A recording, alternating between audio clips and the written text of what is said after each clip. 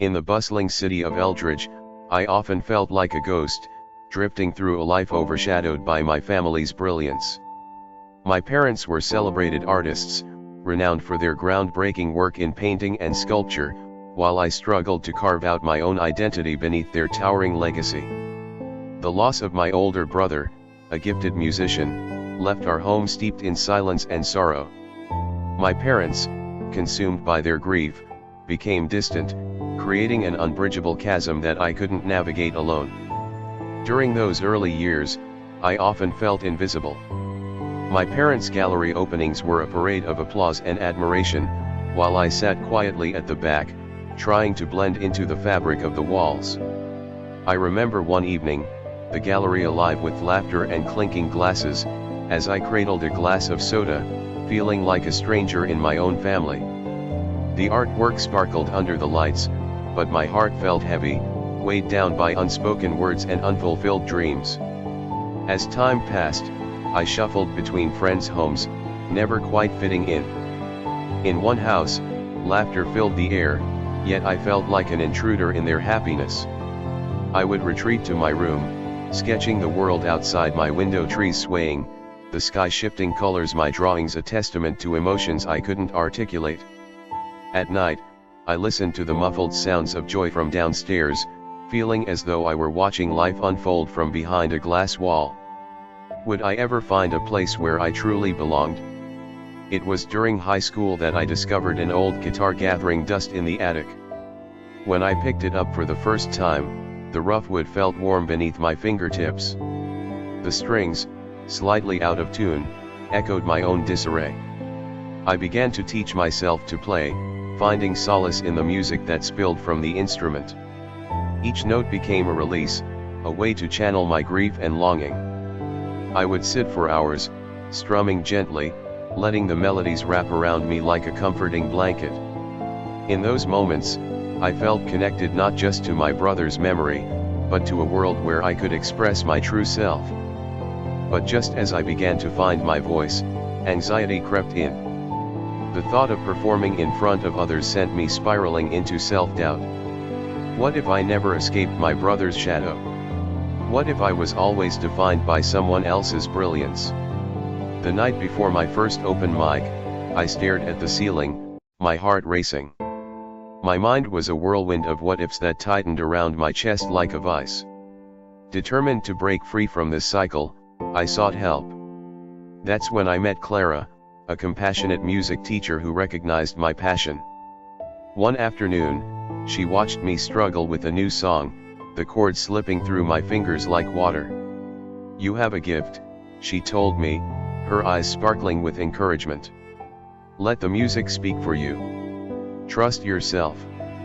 Her unwavering support ignited a fire within me, pushing me to embrace my love for music and pour my heart into every song I wrote. As I practiced daily, the guitar became a lifeline, pulling me out of the darkness.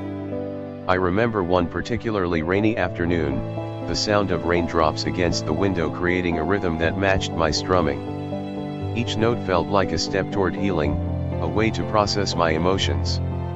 I often found myself writing lyrics about loss and longing, transforming my pain into melodies that resonated with my heart.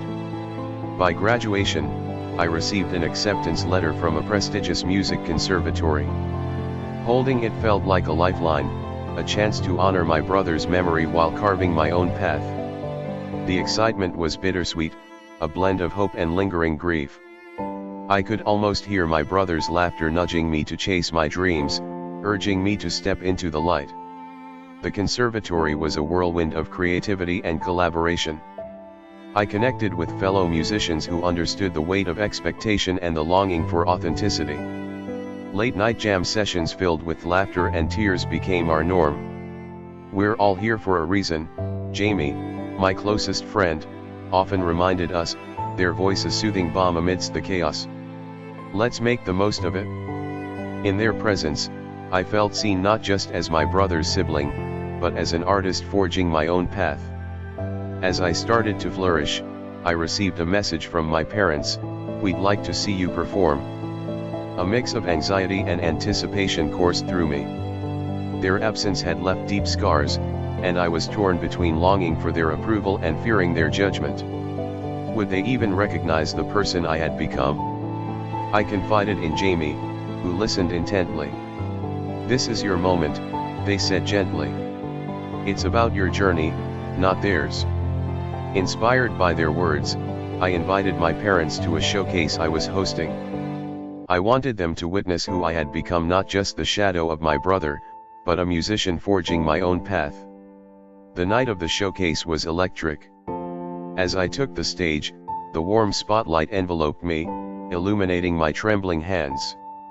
I spotted my parents in the audience, their faces a mix of uncertainty and hope.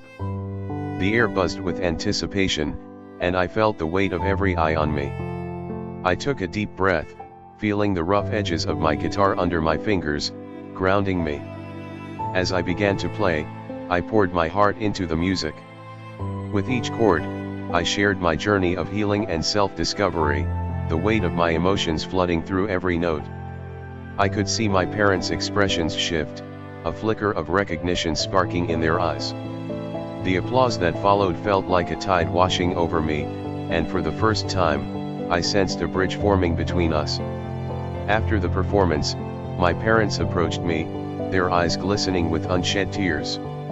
"We're so proud of you," my mother whispered, her voice trembling. "We've missed so much." In that moment, I realized that while our past had shaped us, it didn't have to define our future. I embraced them, feeling the weight of years of unspoken words dissolve in that hug.